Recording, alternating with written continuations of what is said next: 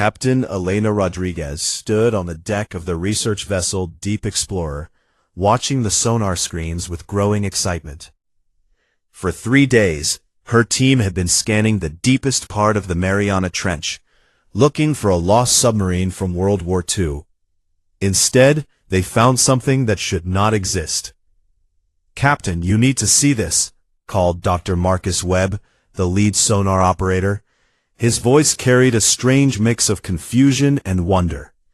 Elena walked over to his station and looked at the display. What she saw made her heart race.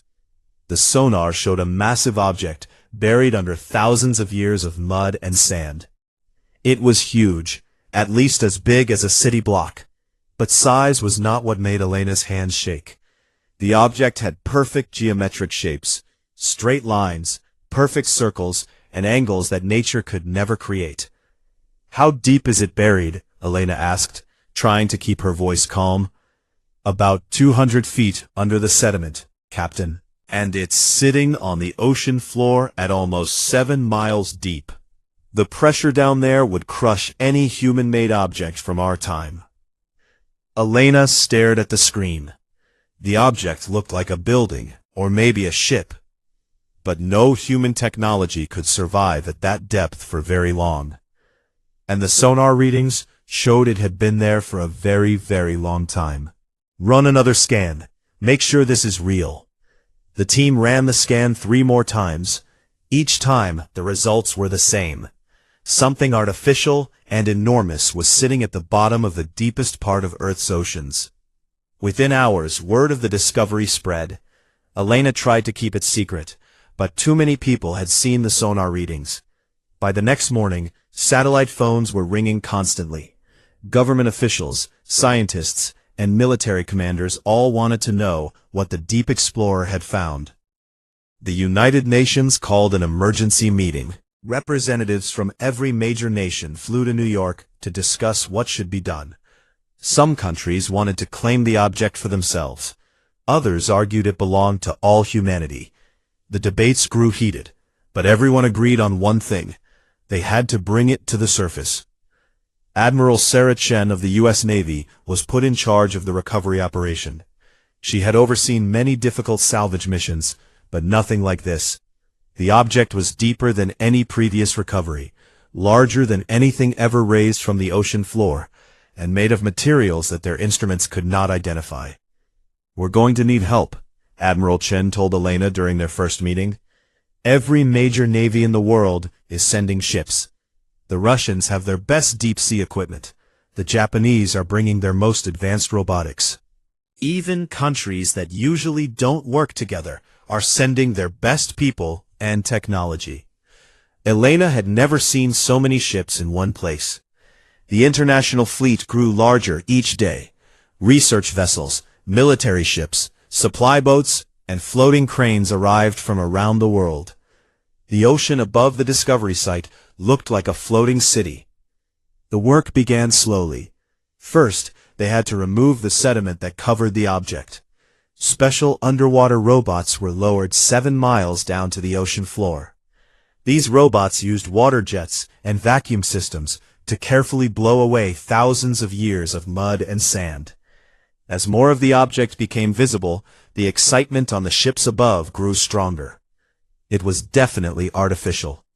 The hull had a smooth, metallic surface that showed no signs of corrosion, despite being underwater for so long. Strange symbols covered parts of the surface. They looked almost like writing. But no human language had ever used symbols like these. Dr. Lisa Park, an archaeologist from Oxford University, studied the photographs sent up by the underwater robots. "These symbols," she told Elena, "they don't match anything in human history. Not Egyptian hieroglyphs, not Chinese characters, not any ancient writing system I've ever seen." The symbols seemed to move when people looked at them closely. Not actually moving, but creating an optical illusion that made them appear to shift and flow like liquid metal. After 2 months of careful excavation, the full size of the object became clear. It was a spacecraft. There was no doubt about it. The design was unlike anything humans had ever built. but it was clearly meant to travel through space. It had what looked like engine ports, viewing windows, and docking bays. The next challenge was lifting it. The spacecraft weighed thousands of tons and sat 7 miles underwater. The pressure at that depth could crush a nuclear submarine like an empty can. Engineers from 12 different countries worked together to design a lifting system. They used a combination of powerful winches, inflatable balloons, and flotation devices. Everything had to be tested and retested. One mistake could destroy the spacecraft and waste years of work. The lifting operation took another 3 months. Every day, the spacecraft rose a few hundred feet. Cameras mounted on the lifting equipment sent back live footage.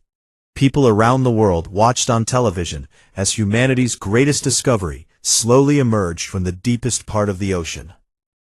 When the spacecraft finally broke the surface, a cheer went up from every ship in the international fleet. Sailors, scientists, and government officials from dozens of countries celebrated together.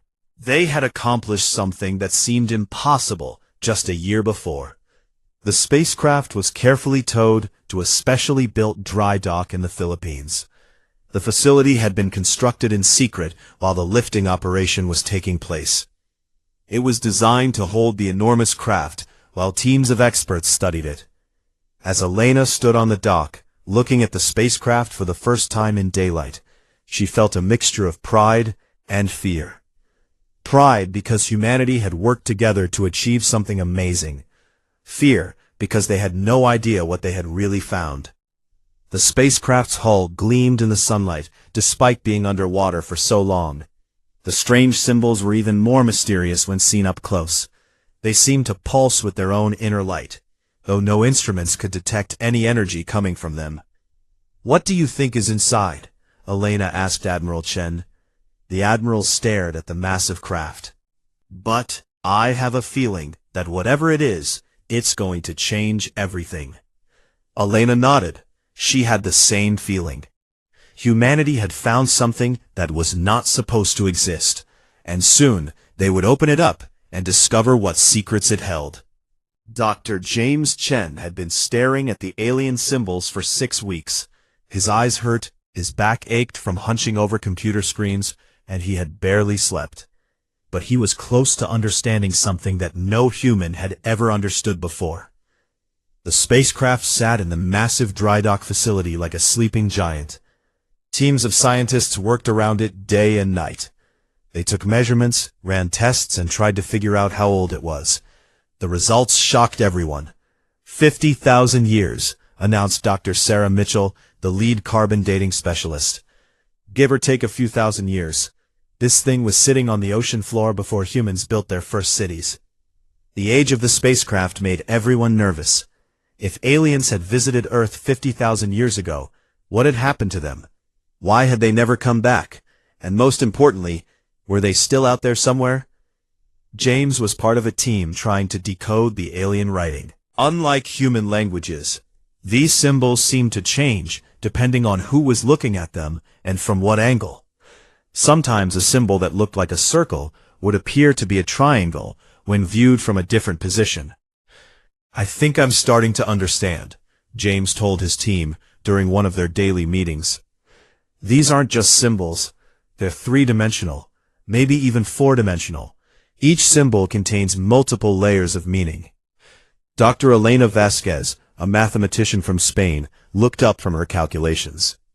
"That would explain why they seem to move. Our brains are trying to process information that exists in more dimensions than we're used to." The breakthrough came when James realized that the symbols weren't meant to be read like human writing. They were meant to be felt. When he placed his hand near certain symbols, he could sense their meaning in his mind. It was like the symbols were directly communicating with his brain. "The ship calls itself Seed Keeper," James announced to the assembled team. His voice was full of wonder and a little fear. "And the beings who bait it called themselves the Eternal Gardeners." Using this new understanding, James began to piece together the story of the spacecraft. The Eternal Gardeners were an ancient race that traveled between stars. They didn't conquer planets or steal resources. Instead, they studied life. They collected samples of plants, animals, and intelligent species from across the galaxy. They were scientists, James explained to Admiral Chen during a briefing. Explorers and researchers. This ship was like a flying laboratory and museum. The team found what looked like an airlock on the side of the spacecraft.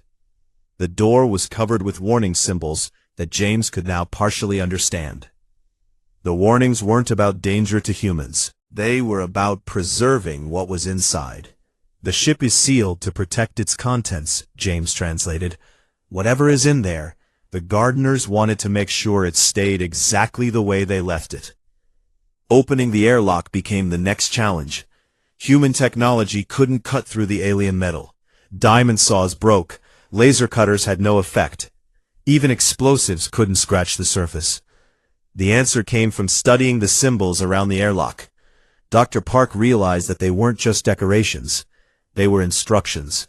The door was meant to be opened by someone who could understand the gardener language. James spent days studying the symbols around the airlock. Slowly, he began to understand what they were asking for. The door required a specific sequence of touches in the right places and the right order. It's like a combination lock, James explained to the watching crowd of scientists and officials. But instead of numbers, it uses concepts. I have to touch the symbols in the order that tells a story. The story the door wanted was simple but profound.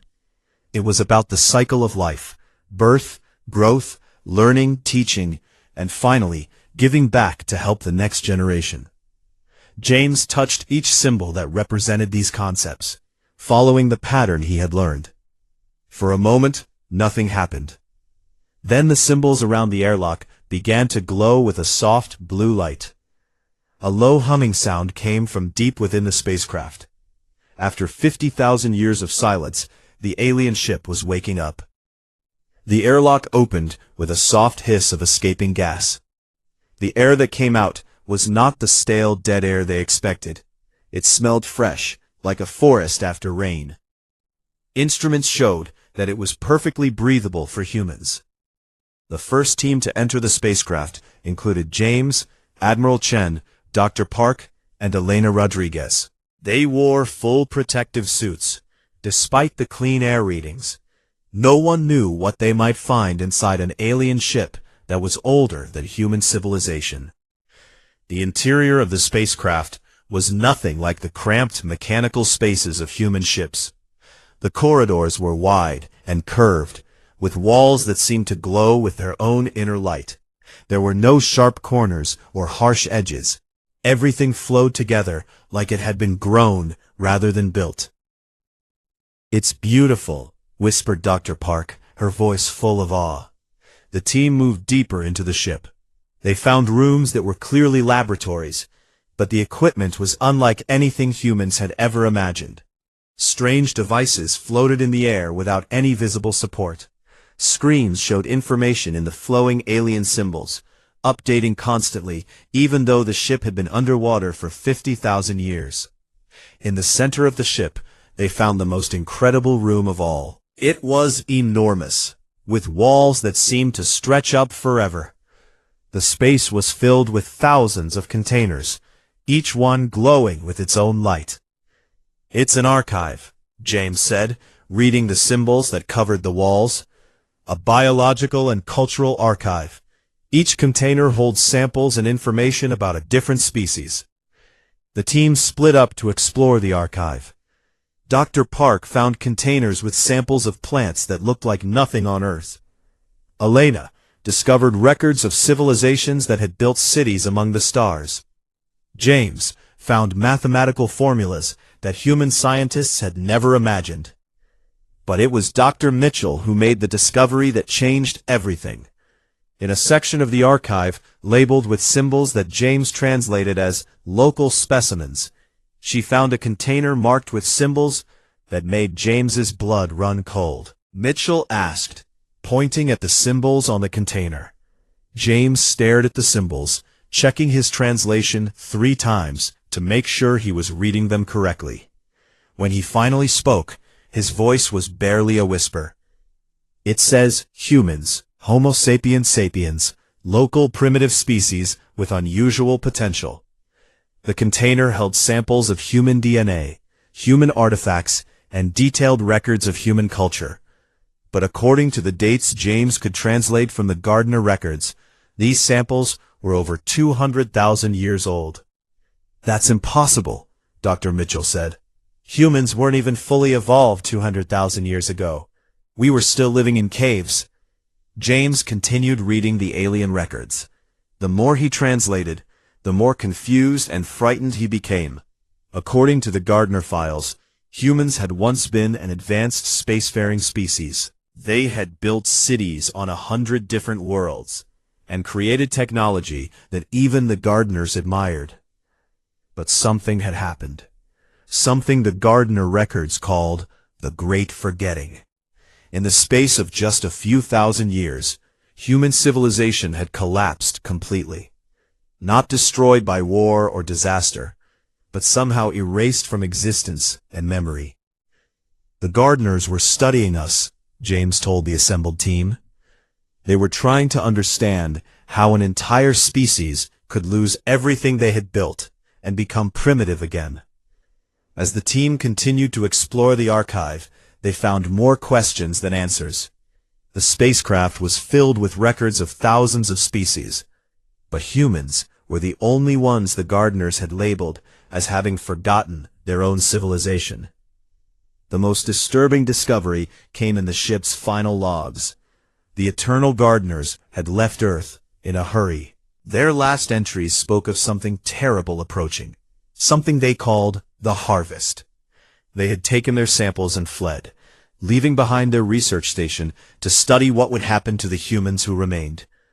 Admiral Chen called for a full evacuation of the spacecraft, while experts analyzed what they had found. As the team prepared to leave, James took one last look at the glowing archive.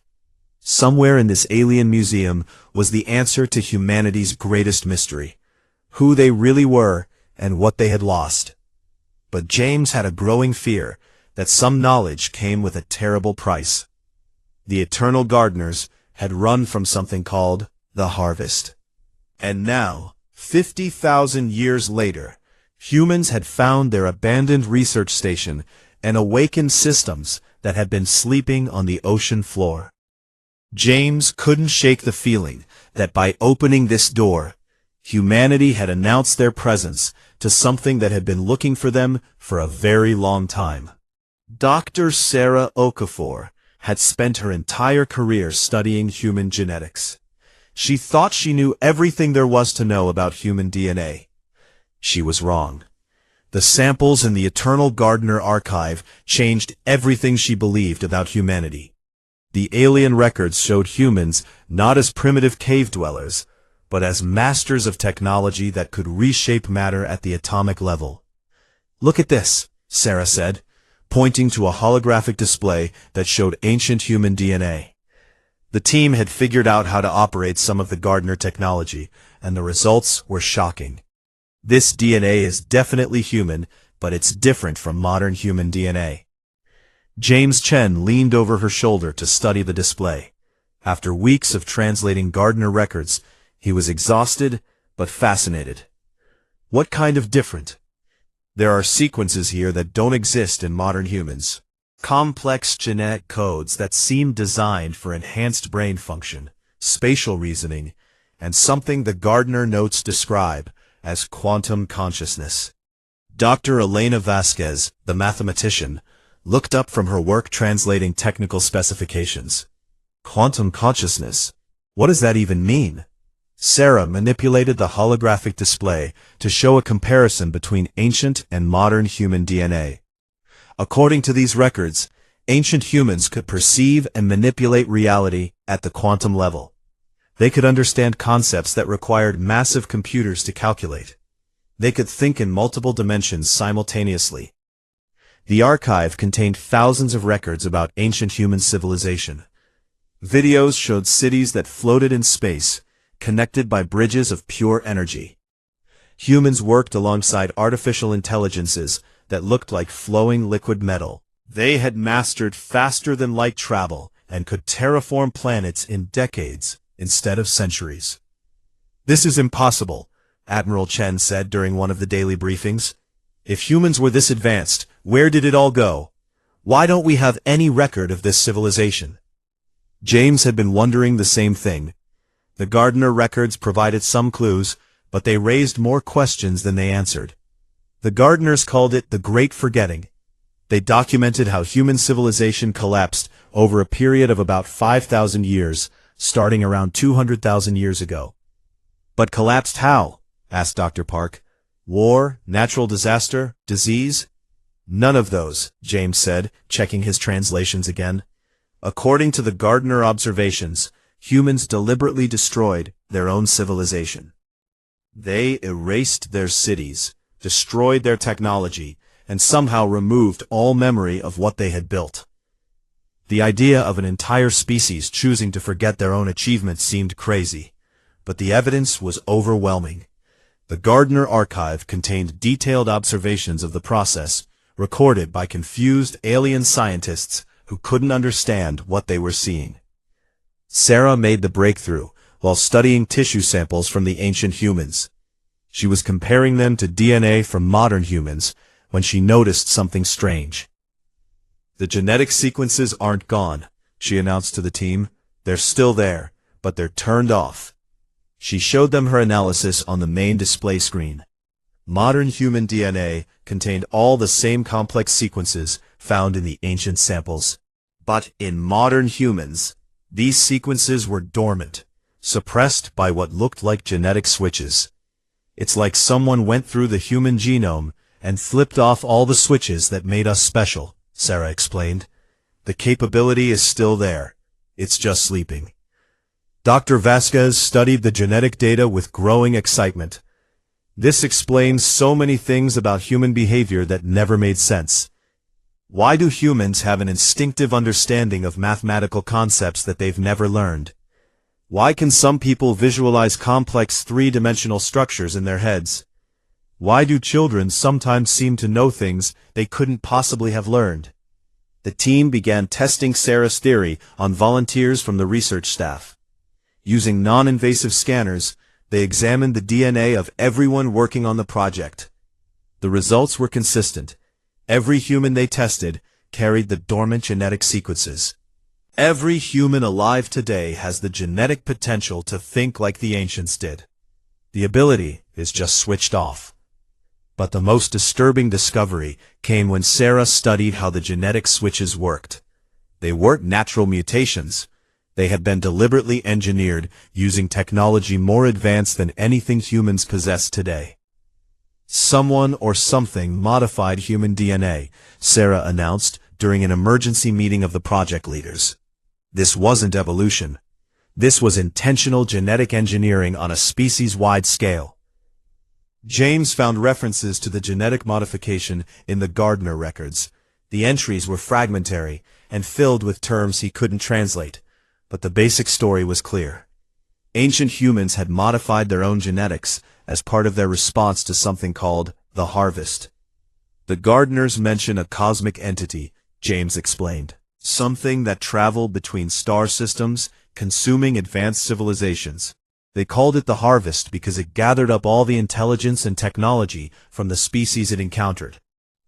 According to the alien records, the harvest was attracted to advanced civilizations by their electromagnetic signatures.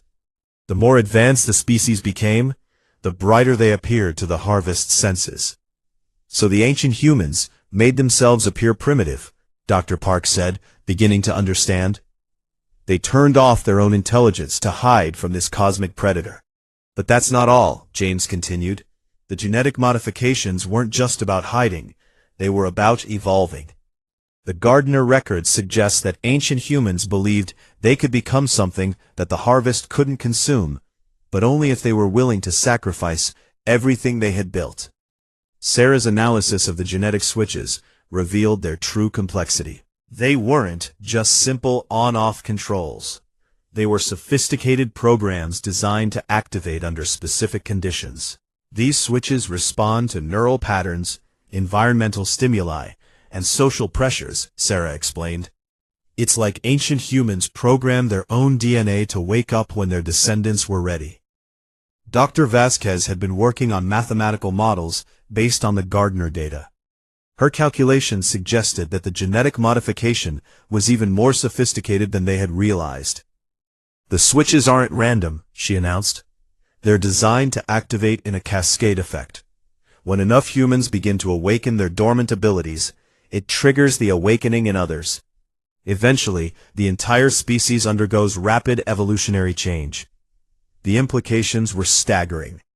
If Sarah and Elena were correct, humanity was carrying within their own DNA the blueprint for a transformation that their ancestors had planned 200,000 years ago.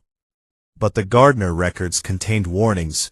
The ancient humans had left messages for their descendants, encoded in the genetic switches themselves. James worked day and night to translate these messages, and what he found terrified him. The awakening process can't be stopped once it begins, James told the assembled team. And according to the ancient human records, the genetic modifications were designed to activate when humanity reached a certain level of technological development. Dr. Park looked around the room at all the advanced equipment they were using to study the alien archive. You mean like the ability to raise a 50,000-year-old spacecraft from the bottom of the ocean and decode alien languages? The ancient humans built the awakening protocol to trigger when their descendants proved they were ready to face the harvest. By finding and opening this archive, we may have already started a process that we can't control. Sarah ran more tests on the research team volunteers. The results confirmed their worst fears. Everyone who had spent significant time in the alien archive was showing signs of genetic activation. The dormant sequences in their DNA were beginning to wake up. How long do we have? Admiral Chen asked. Sarah looked at her data again, hoping she had made a mistake. She hadn't. Based on the rate of change I'm seeing, the cascade effect will begin within weeks. Once it starts spreading to the general population, the entire human species will be transformed within a year. They had made the greatest discovery in human history, but they had also triggered an irreversible change that would affect every person on Earth. James continued translating the ancient human messages, desperate to find more information about what was coming. The records spoke of abilities that seemed like magic, the power to manipulate matter with thought, to perceive events across vast distances of space and time, and to exist simultaneously in multiple dimensions. But they also spoke of the harvest, an entity that had consumed thousands of civilizations across millions of years, something that was drawn to the electromagnetic signature of awakened consciousness like a moth to flame. Our ancestors hid for 200,000 years, James said quietly. But now we're about to light a beacon that will be visible across the galaxy. Sarah looked at the genetic data on her screens. The awakening had begun, and there was no way to stop it. Humanity was about to discover what they really were. The question was whether they would be ready for what came looking for them. The first sign that something had gone wrong came at 3:47 a.m. local time, when every seismograph on Earth registered the same impossible reading. The planet itself was humming. Dr. Sarah Okafor was in the archive lab when the alien technology suddenly activated on its own. Screens that had been dark for 50,000 years began glowing with cascading symbols. The air itself seemed to vibrate with energy. "James," Sarah called out, "you need to see this." James Chen ran into the lab, still wearing his pajamas. He had been sleeping in the facility for weeks, working around the clock to translate the ancient records. What he saw made his blood freeze. Every display in the archive was active. Information was flowing through systems at incredible speed, as if the alien ship was downloading and uploading massive amounts of data. But to where? "What's it doing?" Sarah asked, watching symbols flash across dozens of screens faster than her eyes could follow. James studied the flowing text, trying to catch fragments he could understand. Most of it was too fast to read, but he caught glimpses of coordinates, frequency patterns, and activation sequences. "I think it's sending a signal," James said, "but not into space. It's communicating with something on Earth." Around the world, strange things began to happen. In Tibet, monks meditating in ancient monasteries suddenly stopped their chanting and stared at the walls with confused expressions. They all reported the same thing. They could see mathematical equations floating in the air. In Silicon Valley, computer programmers working late-night shifts found themselves writing code for technologies that didn't exist. When they looked at their screens in the morning, they couldn't understand the programs they had created, but the code was more elegant and efficient than anything they had ever imagined. Children in schools across 6 continents began drawing pictures that made their teachers uncomfortable. The drawings showed cities in space, machines that bent light into solid shapes, and symbols that matched the ones found in the alien archive. Admiral Chen called an emergency meeting when reports started flooding in from government agencies around the world. "We have a problem," she announced to the assembled research team. "Whatever that ship is doing, it's affecting people everywhere." Dr. Elena Vasquez had been monitoring electromagnetic readings from the archive. Her equipment showed energy patterns unlike anything in known physics. "The ship isn't just sending signals," she reported. "It's creating some kind of field that covers the entire planet." Sarah's genetic analysis equipment showed the real scope of what was happening. "The dormant DNA sequences aren't just activating in our research team anymore," she announced. "I'm getting reports from hospitals worldwide of people showing the same genetic changes we observed."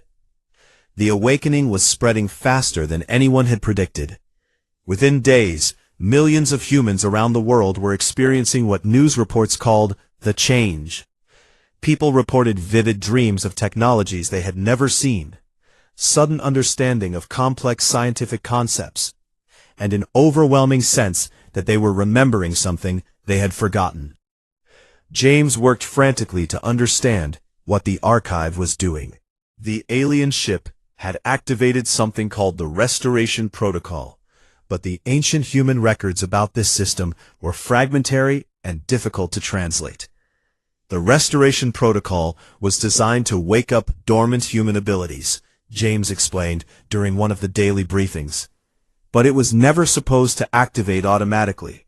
According to these records, it required a conscious decision by human leaders who understood the consequences. "What consequences?" Admiral Chen demanded. James hesitated before answering. He had found references to the harvest in the restoration files, and the news was not good. "Activating the protocol sends a signal that can be detected across the galaxy. Our ancestors knew that using it would reveal humanity's location to the harvest." "So why did they build it at all?" Dr. Park asked. "Because hiding forever wasn't a solution," James replied. "The ancient humans believed that the harvest would eventually find Earth anyway. The Restoration Protocol was designed to give humanity the abilities they would need to fight back. As the days passed, the changes in human behavior became impossible to ignore. Scientists around the world began solving problems that had puzzled them for decades. Engineers designed machines that seemed to violate known laws of physics, but somehow worked perfectly. Sarah documented the physical changes occurring in awakened humans. "Their brain activity has increased by over 300%, she reported. "They're using neural pathways that don't exist in normal human anatomy. It's like their brains are rewiring themselves at the cellular level." The most dramatic changes occurred in people who had been exposed to the alien technology directly. The research team members were developing abilities that seemed impossible. Vasquez could solve mathematical equations by visualizing the numbers in 3-dimensional space. James could understand alien languages by touching the symbols and feeling their meaning. Sarah discovered that her own DNA had changed so dramatically that she was technically no longer the same species she had been a month earlier.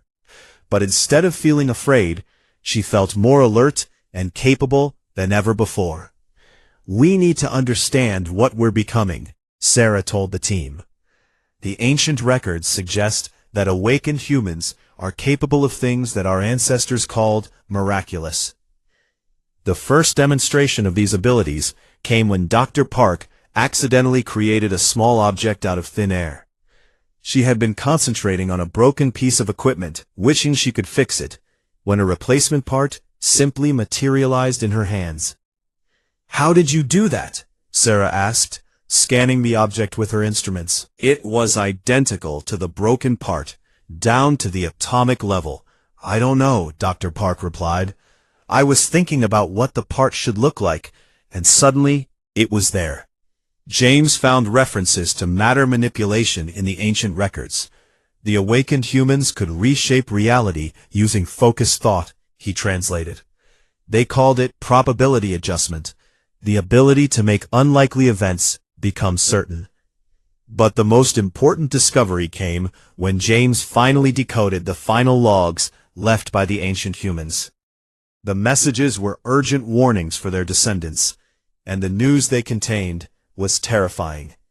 The restoration protocol includes a cosmic beacon, James announced to an emergency meeting of world leaders via satellite link. Every awakened human becomes a transmitter, sending a signal that announces our location and capabilities to any intelligence monitoring this region of space. The President of the United States leaned forward on the video screen. "What kind of intelligence?" James replied, "The Harvest. According to these records, it's a cosmic entity that exists partially outside normal space and time. It feeds on the consciousness and knowledge of advanced civilizations. Our ancestors estimated that activating the restoration protocol would bring the harvest to Earth within 1 year." The room fell silent.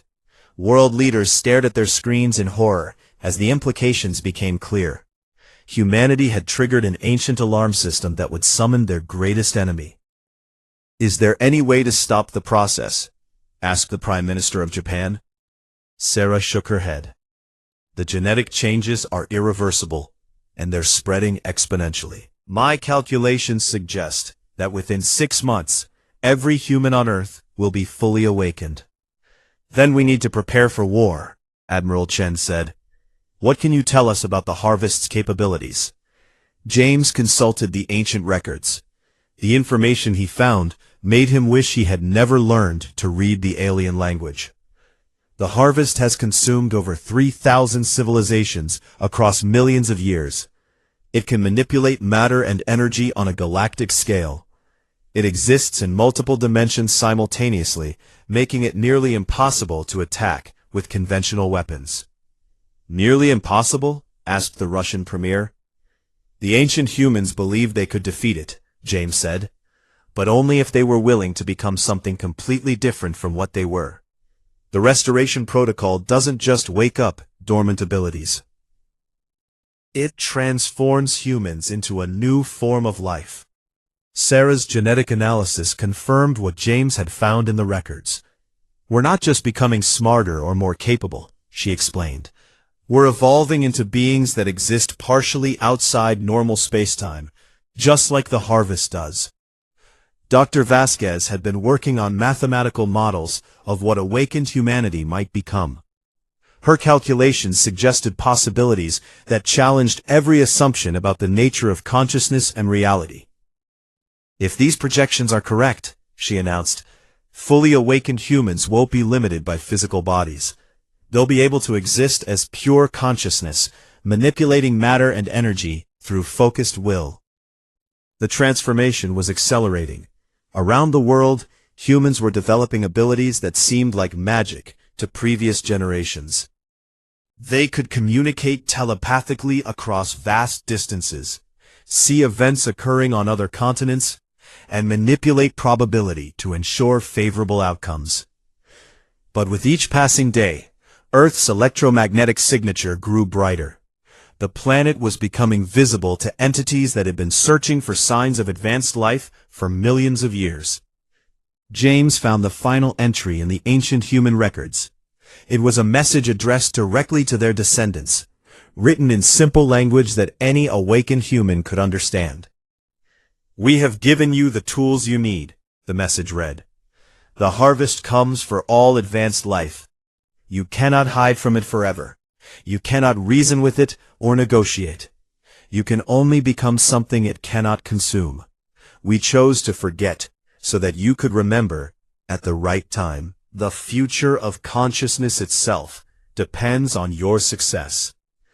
Admiral Chen looked around the room at the assembled scientists and government representatives. "How long do we have?" Sarah checked her calculations one more time. Based on the rate of awakening and the ancient predictions, the harvest will arrive in approximately 10 months. The countdown had begun. Humanity had less than a year to complete their transformation from a primitive species hiding on a single world to something capable of confronting a cosmic predator that had ruled the galaxy for millions of years. The real question was whether they would be ready in time. The day the harvest arrived, Sarah Okafor was no longer entirely human. She stood in what had once been the research facility, but the building had transformed along with its occupants.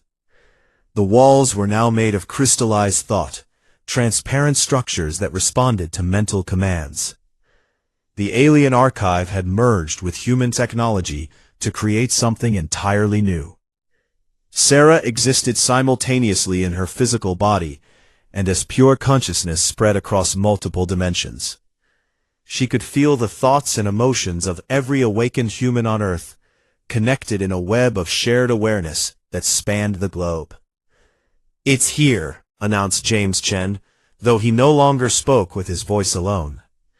His words resonated directly in the minds of everyone connected to the human consciousness network. The harvest has entered our solar system. Through the enhanced perception that awakened humanity now shared, they could see the harvest approaching. It was not a ship or a creature in any sense they would have understood months before. It was a vast intelligence that existed across multiple dimensions, feeding on the consciousness of entire species. The entity appeared as a dark wound in space itself, surrounded by fragments of consumed civilizations. Broken worlds orbited around its core, their surfaces stripped of all life and technology. The electromagnetic signatures of thousands of extinct species flickered around the harvest like dying stars.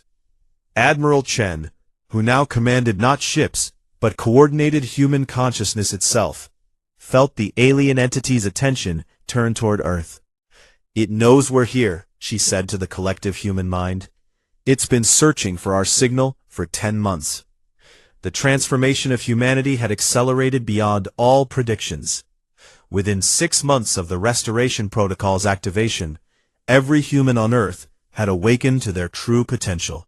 But they had become something that even the ancient humans had not fully anticipated.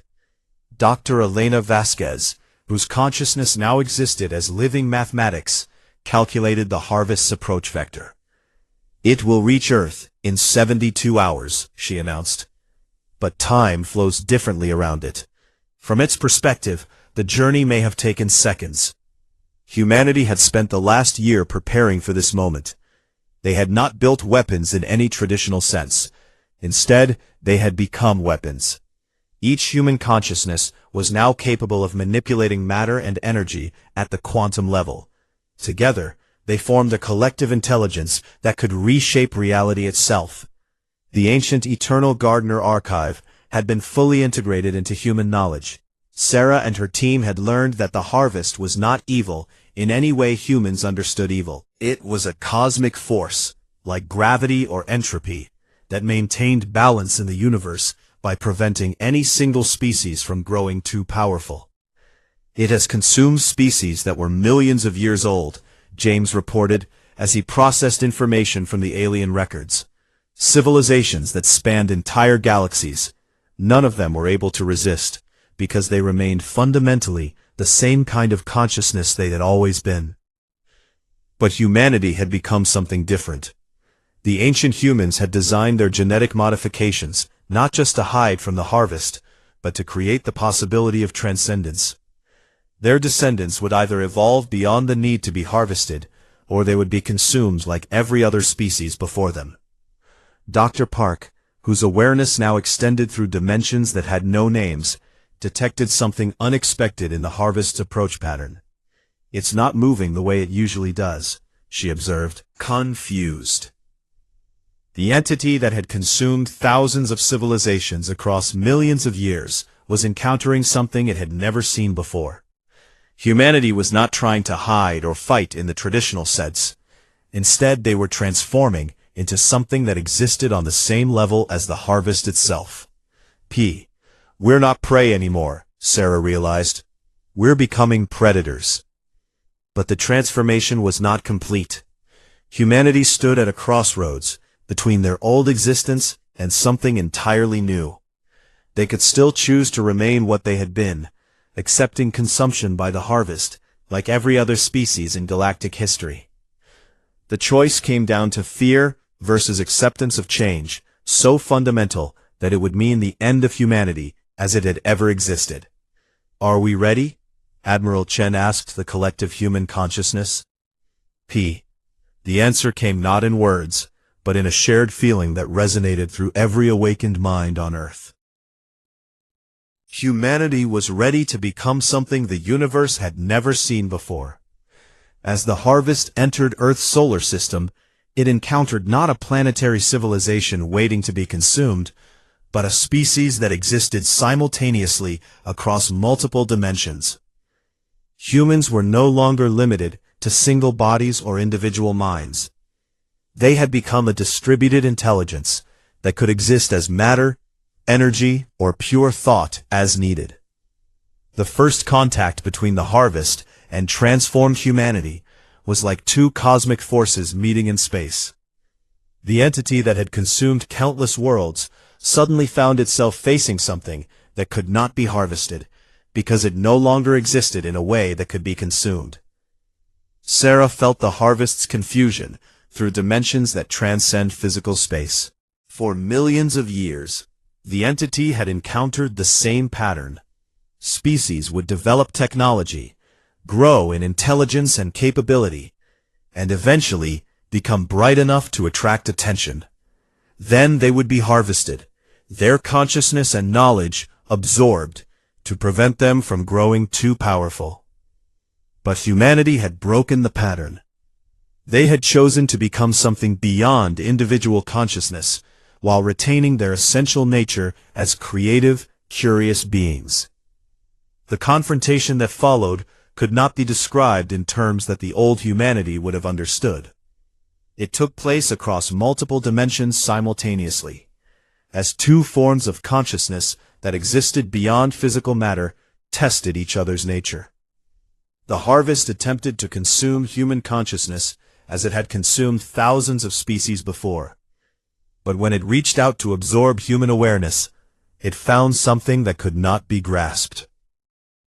Humanity had become fluid, distributed across space and time in ways that made harvesting impossible.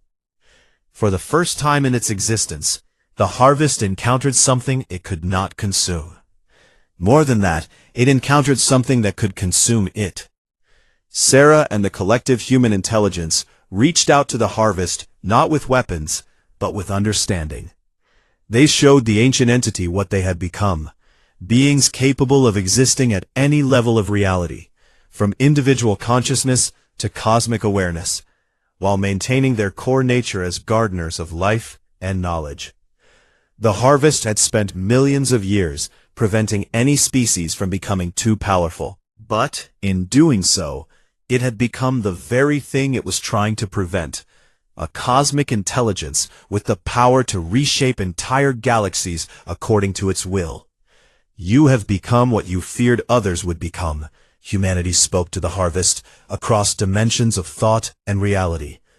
"But we offer you something different, not consumption, but transformation." What followed was not a battle, but a convergence. The harvest, faced with something it could not consume, chose instead to merge with human consciousness. The entity that had consumed thousands of civilizations became part of the distributed intelligence that humanity had become. In that moment of merger, Sarah experienced the memories and knowledge of every species the harvest had consumed over millions of years. She saw the rise and fall of civilizations that had built wonders beyond imagination. She felt the final moments of species that had fought desperately to survive, and the resignation of those who had accepted their fate. But she also felt the harvest's original purpose: to maintain balance in a universe where unchecked growth could lead to cosmic catastrophe. The entity had not been evil, but it had become limited by its own methods. Now, merged with human consciousness, the harvest could fulfill its original purpose in a new way. Instead of consuming advanced civilizations, it could help guide them toward transcendence, as humanity had achieved. The transformation complete, Sarah looked out from Earth across the galaxy with perception that spanned multiple dimensions. She could see worlds where young civilizations were taking their first steps toward the stars. She could sense species struggling with the same questions that had once challenged humanity. "What are we now?" asked James, his consciousness touching Sarah's across the vast network of human awareness. Sarah considered the question. They were no longer human in any way their ancestors would have recognized. They existed as distributed intelligence that could take any form needed. They could be individual people when they chose, or a single cosmic consciousness when required. "We are the new gardeners," Sarah replied. "But unlike the eternal gardeners who only studied and preserved, we can guide species toward transcendence instead of consumption." The alien archive that had started their transformation became humanity's first embassy to the galaxy. But now, it served a different purpose. Instead of hiding from the harvest, it broadcast a new message to any civilization advanced enough to detect it. The message was simple: growth without transcendence leads to consumption, but species that chose to evolve beyond their original nature could become something greater than they had ever imagined. Admiral Chen coordinated the establishment of contact with surviving civilizations across the galaxy. Humanity began reaching out to species that had hidden from the harvest for millions of years, offering them what no one had ever offered before: a path to survival through transformation. Dr. Vasquez, whose consciousness now existed as living mathematics, calculated the possibilities for galactic civilization now that the harvest no longer consumed advanced species. The universe was about to experience a renaissance of consciousness and creativity that had been suppressed for millions of years. The story that began with a sunken spacecraft in Earth's deepest ocean had become something none of them could have predicted. Humanity had not just survived contact with alien intelligence. They had transcended their own limitations to become gardeners of consciousness itself. Sarah stood in the transformed facility, watching through enhanced perception as the first messages from hidden civilizations began reaching Earth. Species that had cowered in darkness for millions of years were emerging, ready to explore what they might become. The age of the harvest was over. The age of transcendence had begun. And at the center of it all, carrying within themselves the memories and knowledge of every species that had ever reached for the stars, transformed